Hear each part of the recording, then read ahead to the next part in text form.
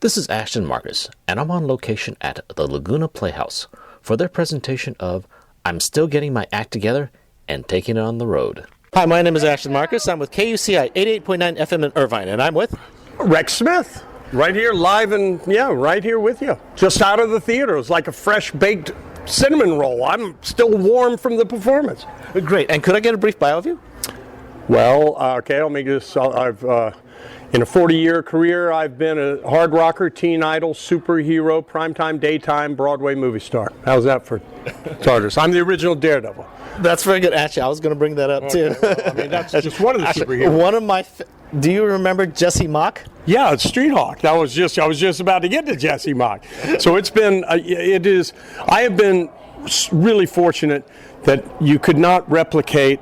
I wish that you could, but it would be impossible, nearly impossible to replicate 6 Broadway shows, 6 albums, Columbia Records, a gold and a platinum, and 6 national tours, host solid gold music shows, star on As the World Turns, be the Daredevil, be the Street Hawk, be Pirates Penzance, the major motion picture of that, and a grandfather to boot, and 5 kids. A couple of ex-wives, though, but you got to pay the fiddler. That's right. Basically a 40-year career. That's amazing because actually when I saw you here, I realized who you were, and then I was, oh my God, I'm here with such a legend. I'm a legend in my own mind. No, but I'm fortunate enough that this show is a fascinating show, and it is a historic show of getting my act together.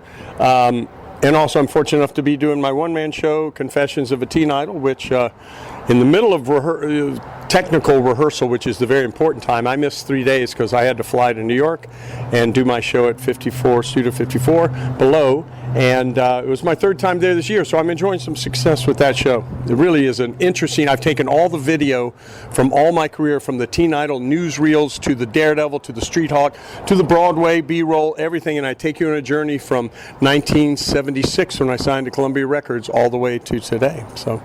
Okay, great. Now, with your part here in I'm Still Getting My Act Together, who do you play? Joe. I play Joe. I'm the manager of the band, of Gretchen, actually, and her band. And the first act is the original production that was really a pathfinder and a breakthrough women's feminist sort of thing. I really believe this. Without Gretchen's original show that ran over like 2,500 shows off Broadway in New York in the 70s, there wouldn't be Defending the Caveman or Nonsense or whatever. She really created a new genre. And so we do the historic, first act is the original play. And I play Joe, and then in the second act, it's a brand new, there's a world premiere of the second act. So it's sort of a half credit I get. And Gretchen's playing 30 years later, and I'm playing Joe 30 years later. So I get to play Joe at 35 and Joe at 65. Quick question. Why didn't you do any singing in this one? Because you're actually very famous as a singer on Broadway. Yeah, school is never out. But showbiz, that's what my oldest son said. Dad, that's the thing that's interesting about what you do. You never know what's next. And, I'm kind of proud that I'm just strictly here for my acting chops, I'm really a character actor stuck inside a leading man's body. And this is a real great character part. Yeah, that's another thing I remembered from your earlier days, because a lot of people don't even know you were singing when you were doing, say, Street Hawk or when you were doing Daredevil. That's correct. Those were about the only things that I wasn't, at least holding a ukulele in my hand, okay? I probably sung more than I've spoken. Okay. All right. Well, thank you very much, all right? So now you're going to speak to Gretchen, and Gretchen is going to take you on a journey that only she can describe, and now let's turn it over to Gretchen. Once again, first of all, when's your one-man show going to be on again? October 25th at 7:30, I would believe. 7:30 is it 7:30? 7:30 on October 25th at the Laguna Playhouse. Come down and take the journey with me. Okay. Now take a journey with Gretchen. Thank you very much for being on the show. Hi, my name is Ashton Marcus. I'm with KUCI 88.9 FM in Irvine, and I'm with Gretchen Cryer. I've got a show at the Laguna Playhouse. It's called I'm Still Getting My Act Together and Taking It on the Road. I wrote it, I directed it, and I'm in it, along with a fabulous cast from around here. It's a combination of an old show that Nancy Ford and I wrote in 1978 that was called I'm Getting My Act Together. This is that is Act 1. Act 2 is the sequel. 30 years later. Same characters. I play in the sequel, I'm the older version, and the younger version of my character is Erica Hanrahan Ball, and she is fantastic. And so we've got a young cast, and they age up to be 30 years older. Except for me, I'm the legitimate older person in the thing, in the cast.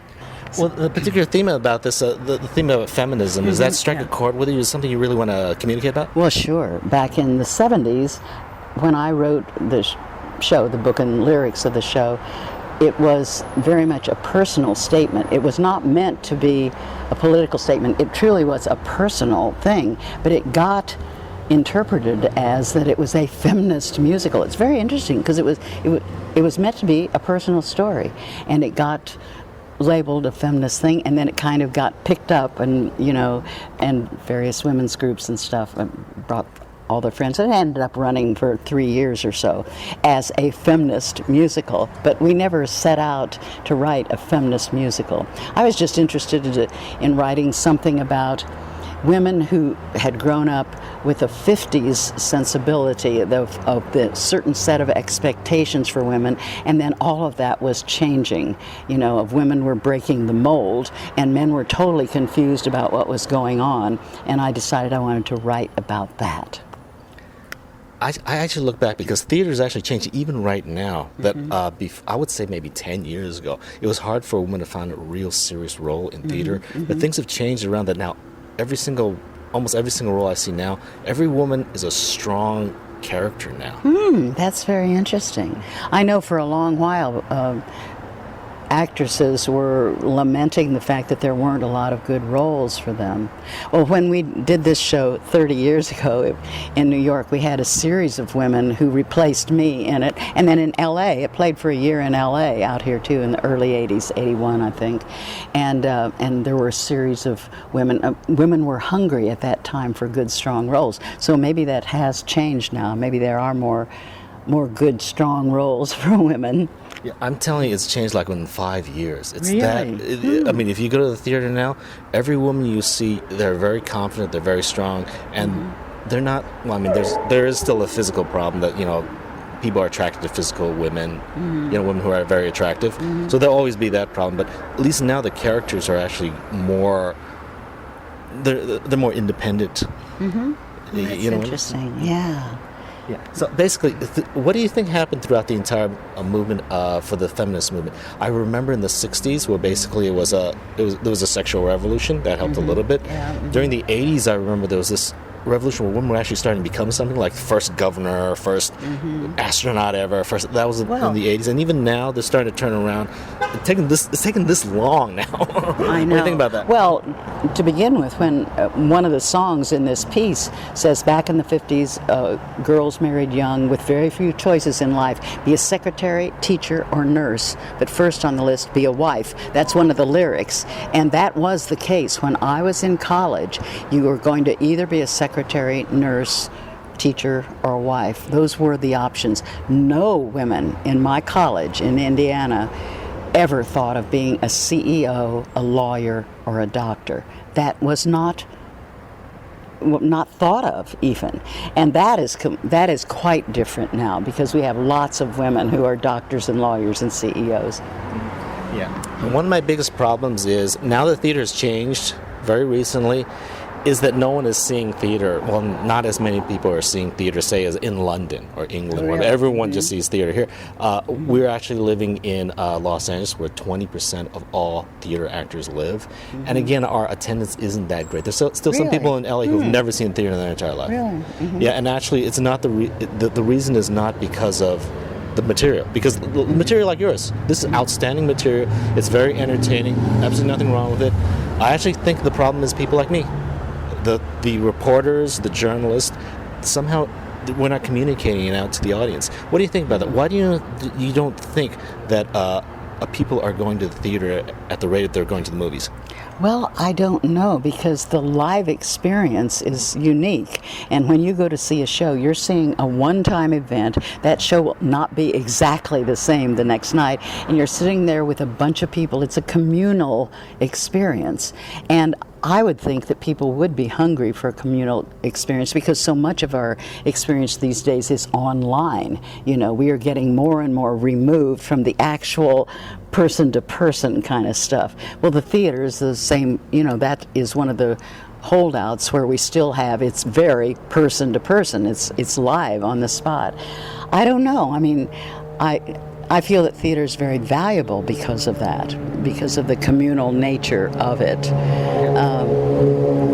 I don't know, out here in LA, of course, it's different from New York because everybody has to go around in a car all the time, and and it's hard to get to the theater probably, and you got to think about parking and all that kind of stuff. Okay. Yeah. Another question is, a lot of people who listen to my show are community theater actors or their students. Mm-hmm. Yeah. Is there any kind of advice you can give them to help them along with their acting career? With acting careers? With their acting career, or, you know, their career? Well, I would say as much as possible to find a theatrical home, that is a theater, a group of people that they love to work with. I know if they are thinking of being writers, that's very important to find a theatrical home. Even if it's just a little bunch, you know, a local theater group, because then you can really be getting your work on, and to get associated with a community of professional theater people is really important. And so the more actors can, I don't know, make connections in theaters, no matter where they are. It doesn't matter how big, but you know, you start developing people who want to work with you. You know, you can't just stay at home. Okay. One more question. I believe you have your son's an actor also? Yes, John Cryer. Yeah, he had a TV show, 2.5 Men. He and Charlie Sheen co-starred in that. Yes, yeah. One question I always ask is also, because Orange County, there's a lot of kid actors around, or parents who want their kids to be actors. So my question is, what kind of advice can you give to those parents? How do you raise an artist? Well, in my case, Johnny was around when I was doing theater in New York, so he was just around in the theater all the time.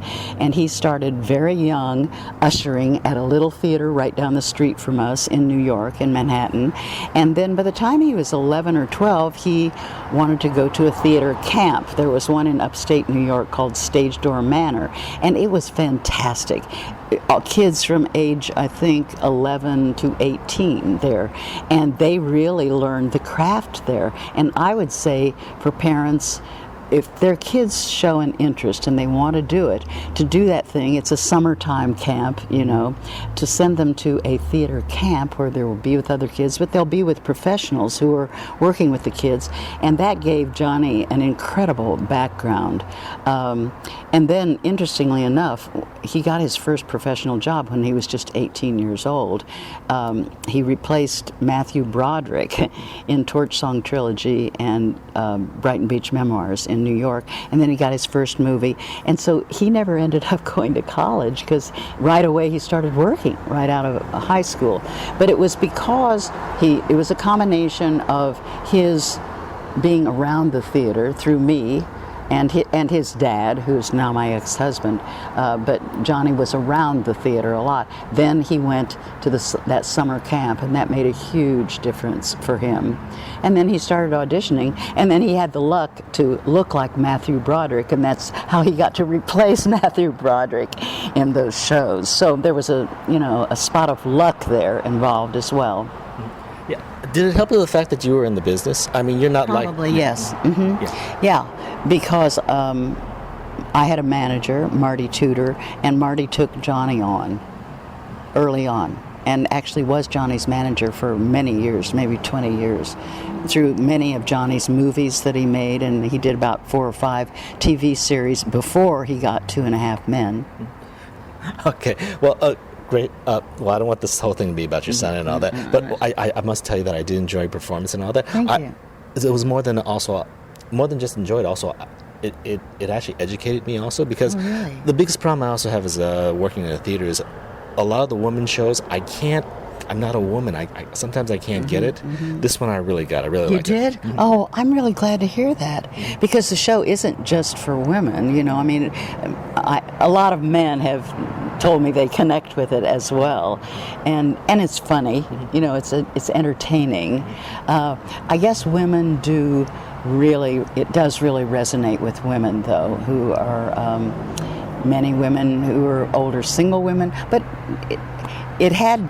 The show had to do with the changing roles between men and women, and many women have gone through that and are still dealing with maybe the difficulties of being a woman in business, or, there still is a certain difficulty and bias in that. But this is a funny show, this is not, it's looking at the whole situation in a very humorous way. Yeah, it was humorous, but again, it's not slapstick, it's not fluff. Oh, it actually is a very serious topic, though. Yeah, it is a serious topic. Yeah. Okay. Well, I love the performance, and thank you very much for being on the show. Okay, thank you. It's lovely talking to you. I'm Still Getting My Act Together and Taking It on the Road will be playing at the Laguna Playhouse from October 7th to November 1st. For more information, go to www.lagunaplayhouse.com or theorangecurtainrev.com.